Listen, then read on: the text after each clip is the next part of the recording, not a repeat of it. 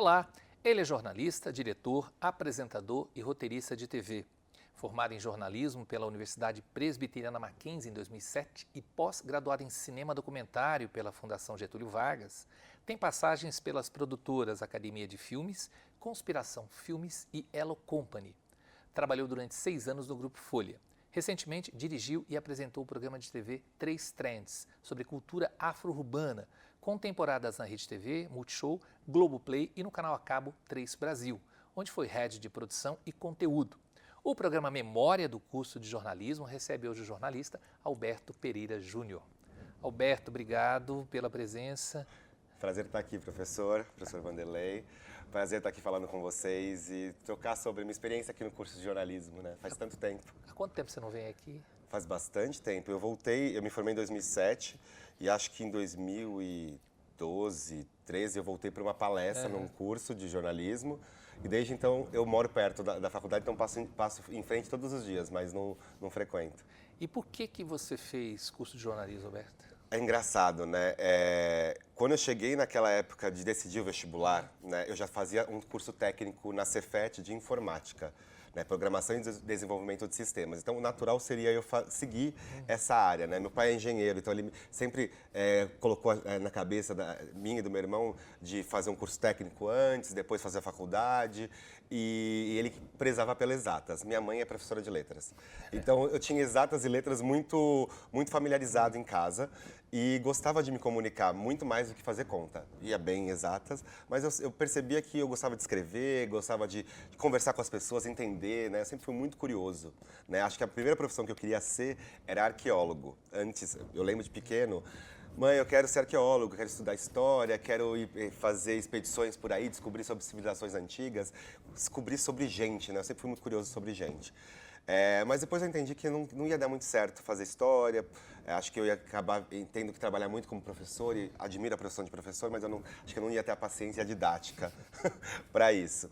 E eu fui entendendo que eu era muito curioso e queria me comunicar mais. Então eu fui lendo, né, nessa época de estudar, de pensar o curso de vestibular, fui lendo as profissões e me identifiquei muito com comunicação. Mas primeiro, eu não cheguei no jornalismo direto, eu tinha olhado primeiro relações públicas, porque como eu era muito, realmente, relações públicas do colégio ali, eu estava envolvido em tudo, tocava na banda marcial do colégio, era representante de sala, então era muito faladeiro. Então, eu primeiro olhei relações públicas e eu achei o curso interessante, mas eu fiquei pensando, mas eu adoro escrever. E se eu quiser escrever, se eu quiser me comunicar com mais profundidade e analisar coisas, achei a grade do jornalismo mais completa.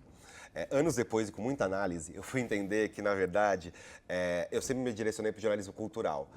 A partir do jornalismo, eu também entendi que era um lugar que eu ia estar perto de cultura, de cinema, de teatro, de bastidor de televisão, que eram assuntos que me interessavam e que talvez lá naquele início dos anos 2000, mesmo sendo de uma família preta, mais classe média aqui em São Paulo, não era um lugar muito acessável para corpos como o meu. Né? Assim, eu não conhecia, eu tinha engenheiro, médico, advogado no entorno, mas não tinha um jornalista, não tinha um cineasta, alguém de comunicação. Então, Próximo de você, não tinha? Não existia. Eu tinha um ex-marido da minha tia, irmã da minha mãe, ele era publicitário, mas a gente não conviveu tanto assim, ele já eram divorciados, mas ele tinha uma revista que falava sobre bicicletas e motos. Então, depois de fazer a faculdade aqui, eu fiz um estágio para ele. Eu resgatei isso, ele está trabalhando com isso ainda, e fiz um estágio, cobri uma feira de motocicleta para ele.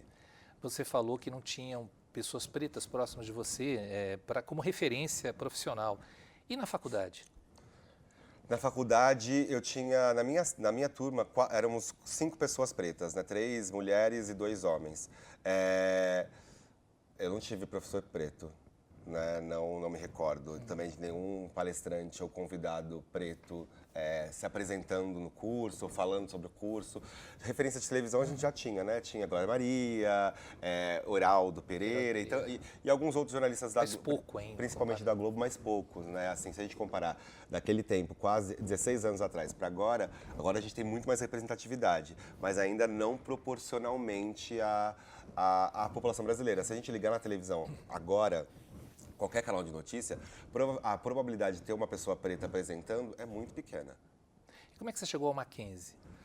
Eu cheguei ao Mackenzie também pesquisando, assim, fui criado, sou de São Paulo, né? Meus pais também são paulistanos, e eu fui criado na Vila Carrão, zona leste de São Paulo. Mas eu tinha a família do meu pai no Jabaquara, uma família de uma tia minha na Lapa, então eu cruzava muito a cidade. Então, né, embora minha criação tenha sido no Carrão, fui na escola, meu colégio particular, né, dos 2 anos de idade ao 3º ano de ensino médio, na mesma escola. E paralelo ao ensino técnico, mas eu não saía muito de lá para estudar, etc. Mas sempre transitava a cidade para lazer.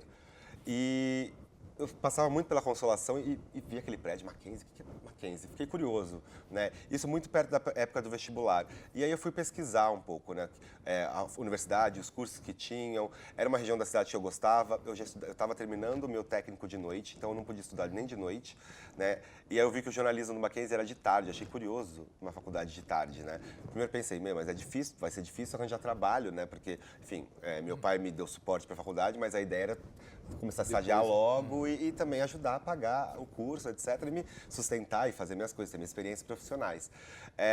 Mas assim, eu visitei o campus antes de preencher o vestibular, né, de me inscrever no vestibular, e gostei muito, assim, é um campus amplo, né, no coração da cidade.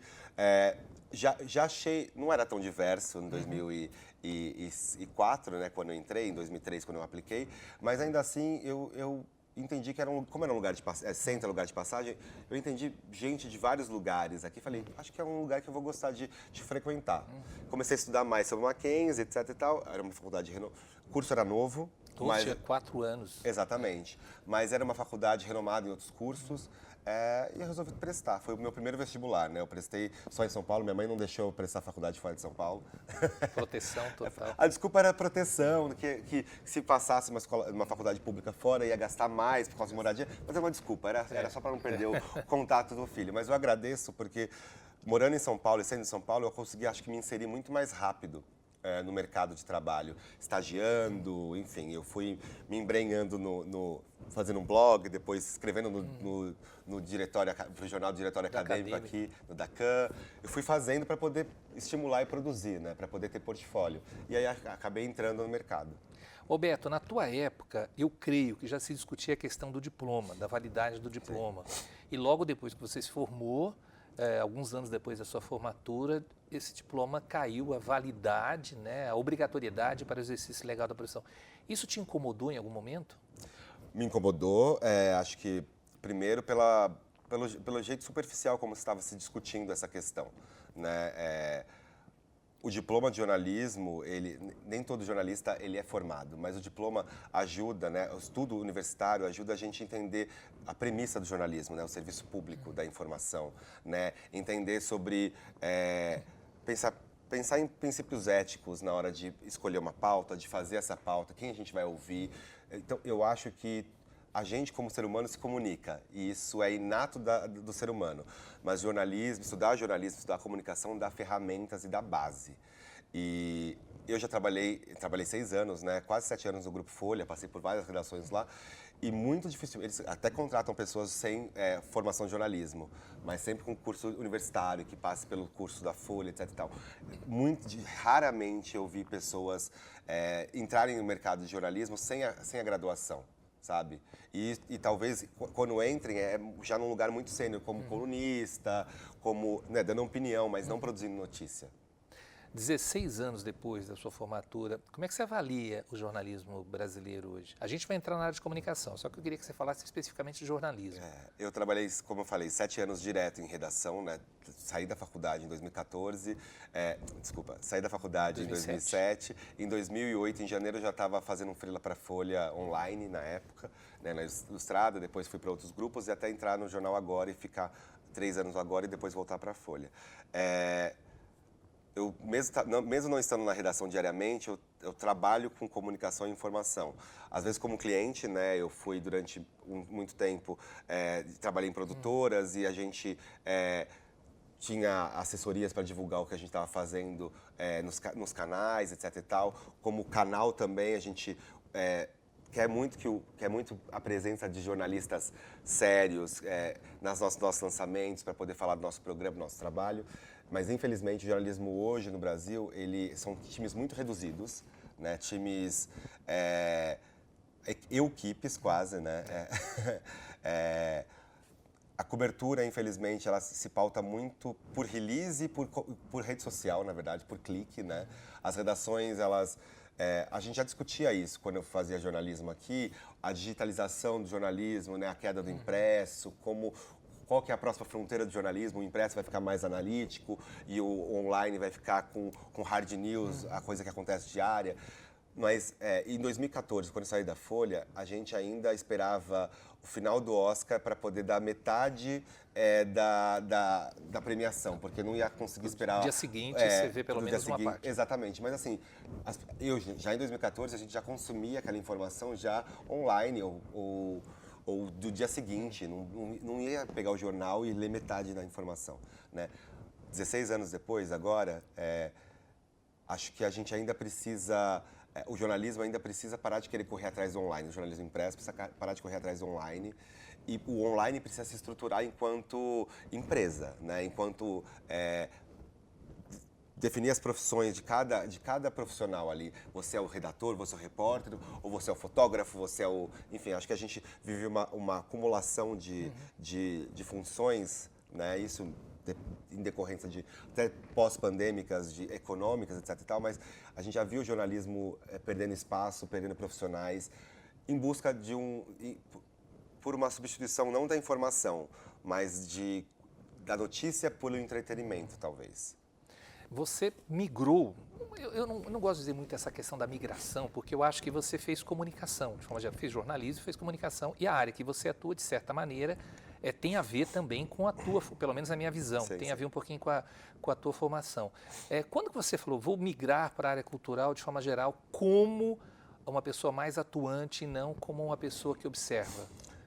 Eu sempre gostei de cultura, sempre consumi muita cultura, cinema, teatro, dança, né? Tocava na banda marcial do meu colégio, então sempre fui mergulhado em cultura. Então acho que isso sempre me atraiu com uma possibilidade de jornalismo. Então, desde a faculdade, eu tinha essa coluna sobre dicas de livro e de cinema no Jornal do Diretório Acadêmico, né? Montei um blog para falar do que eu assistia no cinema, das exposições que eu ia, enfim, para poder exercitar. Então sempre tive um olhar muito arguto para isso, né? Eu costumo brincar, nunca quis fazer jornalismo para salvar o mundo, né? Com uma matéria, eu admiro muito, mas eu sempre quis trazer esses outros olhares do mundo a partir de cultura, a partir de comportamento.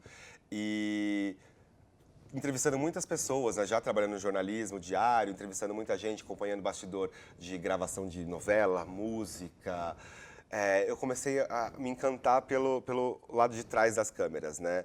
Que eu ficava assistindo ali o diretor, entrevistando e passando a sua visão para aquela cena ou para aquela entrevista de documentário, a produção de arte. Eu comecei a despertar esse olhar e resolvi estudar. E aí eu fiz um curso uma pós-graduação em cinema documentário na FGV, que foi muito teórica, mas foi muito boa para eu poder conhecer mais cultura, conhecer mais outros documentaristas. Acho que o jornalismo, eu gosto de contar histórias. O jornalismo me permitia contar histórias reais, reportar essas histórias reais, falar com essas pessoas. O documentário me permite, a partir desse registro do que é real, também ter o meu olhar em cima disso, menos isento do que o jornalismo se propõe. Aliás, isento sempre, menos neutro, talvez, né? Que o jornalismo se propõe, o jornalismo diário se propõe. E aí eu falei, bom, acho que vou juntar essa paixão. E resolvi estudar documentário e querer fazer coisas nessa área. E a ideia era levar em paralelo mesmo, ser o documentário, o Alberto documentarista, ser um trabalho, o lado B do Alberto jornalista, até para resgatar um pouquinho aquela história de ser arqueólogo, né? Primeiro eu pensava num documentário muito histórico, resgatando o passado, histórias. E aí eu fui entendendo que não, documentário é cinema, você pode criar, você pode fazer de várias maneiras. E aí fui me encantando com isso. Em 2014, a Folha estava passando uma reestruturação, e eu entendi que dentro daquela reestruturação, eu já tinha passado por várias etapas dentro daquela empresa, né? Eu comecei como freela na Folha Online, traduzindo notinhas para Ilustrada. Depois eu integrei a equipe que estava na criação e na implementação do Guia da Folha Online, que antes era só uma versão digital do impresso. Aí fui para o Jornal Agora, trabalhar com serviço, né? Tinha uma coluna diária de dicas de música, cinema, etc e tal. Depois migrei para reportagem, primeiro moda, música e até TV. E com TV virei colunista, né? A Fabíola Hypert, que era uma colunista famosa da época, ainda segue na televisão, na Record. Ela foi para o R7 que estava sendo lançada. O R7 estava tirando jornalista de todos os lugares. Na época se pagava bem. Exatamente, exatamente. E aí ela foi para o R7 e aí eu lembro que o Nilson Camargo, que era o diretor do Agora, me chamou para a sala dele. Eu tinha 1 ano e 2 meses de casa, assim, era muito pouco tempo. Ele, Alberto, a Fabíola tá saindo, eu já sabia, você vai ser minha coluna. Eu falei, claro, interinamente até contratar um colunista, porque a Fabíola já tinha anos de casa, enfim, pensei que ia trazer conhecida, polêmica, enfim. A coluna Zapping falava de televisão, mas de celebridade também, né? E eu já cobria bastante TV, mas eu não tinha esse lado de celebridade, essas fontes tão quentes de burburinhos de TV. Eu estava começando, era um foca praticamente. Ele, não, você vai assumir a coluna a partir da semana que vem, a coluna é sua. Te vira. Te vira.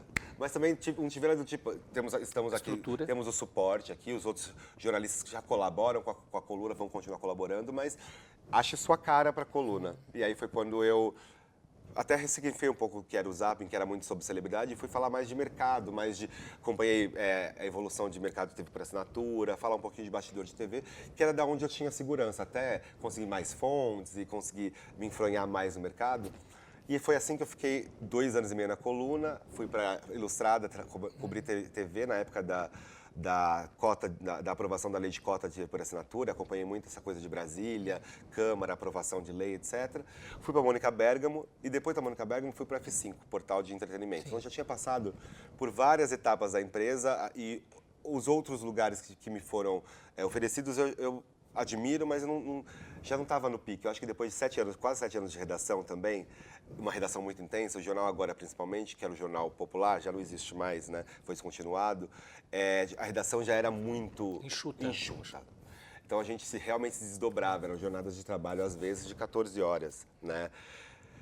Era excessiva, pesada. Deixa eu te perguntar, de verdade, você acredita que, de forma geral, o conteúdo da universidade te ajudou na profissão?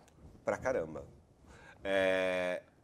Eu, antes de passar pela redação profissional, eu tive a sorte de fazer alguns estágios. Um dos estágios foi no CNU, né, que reunia, inclusive, a TV Mackenzie. Canal universitário. Né? Exatamente, canal universitário na TV por assinatura. Então, éramos 4 estagiários que pensavam uma pauta e saíam para gravar, e ela era exibida na televisão, de alguma maneira, sabe? No canal universitário, um alcance UHF, etc. Mas, enfim, então já tinha, desde sempre já tinha um senso de responsabilidade. O que você produzir já vai estar no ar.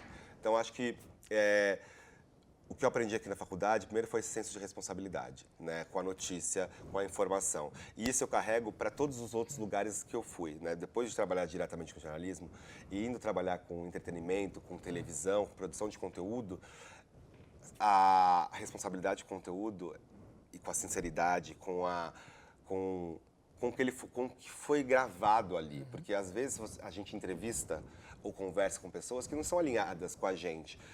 Felizmente ou infelizmente, a edição pode construir... Ir para um lado e para o outro. Exatamente, mas você não tem que construir ou desconstruir. Você tem que trazer resumir, mas trazer o que a pessoa traz. Então, quando eu entrevistava para o Trace Trends, que é o meu último projeto, ou para os documentários que eu fiz para a TV Cultura, é sempre com esse senso de responsabilidade da mensagem, que não é sobre agradar, é sobre trazer os pensamentos e fazer com que... E isso o jornalismo me trouxe também, essa arena de a gente precisa discutir as coisas, debater as coisas. Não é sobre quais lados, são vários lados, cada um tem o seu lado, né? Tem a sua verdade, mas a partir de que pontos a gente está tratando? Quais são os pontos de direitos humanos, né? Está respeitado? Então, beleza. Então, você pode divergir de mim desde que a gente dialogue. Você falou logo no início do nosso bate-papo aqui da questão da diversidade e tal. Você acredita que houve uma evolução desse período que você se formou até agora? Eu não acompanho tanto a universidade. Eu, no geral, acho que Mas no geral, na comunicação? No geral, na comunicação, sim. Eu lembro que quando eu era foca na Folha, eram pouquíssimas pessoas pretas, até em coletivas de imprensa, né, que eu encontrava, ou mesmo na redação.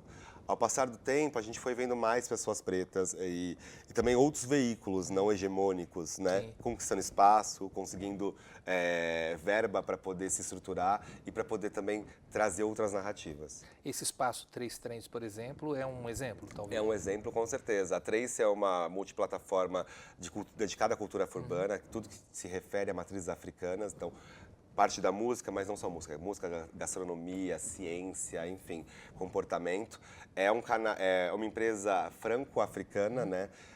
Que já fez 20 anos esse ano, inclusive, no mundo e chegou no Brasil, tentava chegar no Brasil desde 2013. E, infelizmente, pela concentração e monopólio dos grupos de comunicação, nas mesmas famílias de sempre, em grupos brancos, não conseguia espaço, inclusive, no mercado publicitário. Mesmo provando um sucesso lá fora, o mercado audiovisual do Brasil é um mercado muito potente, né? Se eu não me engano, é o quarto mercado do mundo. E as agências, o mercado, já tem para quem distribui as verbas publicitárias, os anúncios. E um conteúdo que não é militante, mas ainda assim tem um viés de diversidade, de proporcionalidade racial e cultural, é delicado, né? Enfim, desde 2013 tentando entrar no Brasil, 6 anos depois consegue, no pré-pandemia, em outubro de 2019, chega no Brasil com um primeiro piloto, um projeto em parceria com a Rede TV aberta, a Rede TV, o 3 Trends. Eu fui roteirista contratado para poder desenvolver esse projeto. Eu tinha acabado de sair de um período sabático, tinha parado de trabalhar em produtoras, ido para Nova York para estudar, para fazer outras coisas, né? Porque além do jornalismo e inquietação audiovisual, também tem um lado artístico de atuação que eu queria trabalhar um pouquinho mais. E aí, quando eu recebi o convite para ser roteirista da Trace, eu achei o projeto muito legal, mas era um convite para 6 meses, era um freela de 6 meses. Uma temporada, de outubro a março, gravação, produção, etc e tal. E aconteceu a pandemia no meio do caminho e, de repente, o tema, né, de negritude, representatividade, as pautas antirracistas ganharam uma importância tão grande que esse freela de 6 meses virou um trabalho de quase 4 anos que eu encerrei agora em julho. Eu tenho uma visão, pelo menos a minha observação, de que tem a diversidade, mas faltam cargos de liderança, né? Sim. Porque, como você disse, a decisão vai partir de alguém que tem que partir de alguém que tenha relação com o que está acontecendo ali, senão não adianta nada, né? Com certeza. Você vai abrindo aos poucos só. E, infelizmente, até pela demanda de mercado, até as empresas foram obrigadas a trazer mais diversidade no produto ou na comunicação desse produto na publicidade. Mas ainda assim, quem assina na maioria das vezes, a caneta, quem pensa, quem cria, não tem essa verdade, não entende essa realidade, não entende os códigos, o comportamento ou as origens dessa população consumidora. Então, ainda assim, era uma representatividade fake, né? Até a metade do caminho. Quanto mais pessoas criativas pensarem a comunicação, pensarem os produtos, tiverem equipes, e eu estou falando assim, não estou falando de equipes majoritariamente pretas, totalmente pretas, a gente está falando sobre diversidade, sobre inclusão, sobre pretos, brancos, amarelos, todo mundo, indígenas, todo mundo trabalhar junto, né? De repente, numa proporcionalidade brasileira maior, mais pessoas pretas, mais mulheres, né? Porque existem mais mulheres do que homens no Brasil, enfim. Então, se a gente proporcionalizar isso, essa diversidade, vai trazer mais conteúdo, vai trazer um olhar mais real do que é o Brasil, sabe? E vai tocar mais o público. De certa forma, valeu a pena fazer jornalismo ou não? Super valeu a pena. Eu acho que jornalismo me deu base para poder desenvolver a comunicação que já era inata em mim, mas em outras frentes, conhecer técnicas e também como ponto de partida para uma jornada que eu acho que nunca se encerra na universidade, né? Se encerra também quando a gente vai conhecer, quando a gente mistura os nossos sonhos com o que a gente aprendeu na faculdade, com os contatos e amigos e professores e mentoria, mas também olha o mercado e vê o que toca na gente, o que a gente acredita, o que a gente é bom e o que a gente quer fazer de diferente e a gente vai experimentando. Então, para mim, fazer faculdade, fazer jornalismo foi importantíssimo. Eu não seria o Alberto de hoje se eu não tivesse feito jornalismo aqui no Mackenzie. Foi muito importante ter feito essa faculdade e expandido o meu universo, né? Ter feito faculdade foi muito importante. Ter feito faculdade aqui no Mackenzie me colocou em lugares, em situações, acho que até pela localização e pela diferenças sociais e econômicas dos alunos, me trouxe possibilidades de enxergar mundos que talvez, se eu tivesse feito outra faculdade, eu não teria imediatamente acessado, ou me despertado, ou é possível estar aqui também, sabe? E eu sou muito feliz de ter feito jornalismo. E já parei para pensar, devia ter feito outro curso antes? Não, eu falei, jornalismo é um ótimo ponto de partida. E eu complementei com outras coisas, para poder contar as histórias que eu quero contar.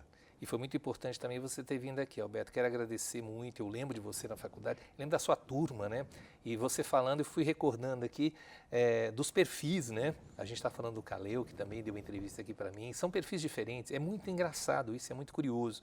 Nesse bate-papo você vai descobrindo várias coisas e onde está cada colega seu também. Então, eu queria agradecer muito você por ter vindo aqui, bater esse papo aí, trazer essas informações para a gente, falar da sua carreira, falar dos seus objetivos. Obrigadíssimo, cara. Obrigado, professor Vanderlei. Prazer estar aqui com vocês, falando com vocês, e estou aberto para novos convites, visitar as turmas, conversar. É muito importante ter essa troca. Fala isso, né? Cara, que a gente explora. Vamos te chamar novamente, pode com certeza. Explorar, tá pode bom? explorar. E muito obrigado também a você que nos acompanhou até aqui. Até o próximo programa.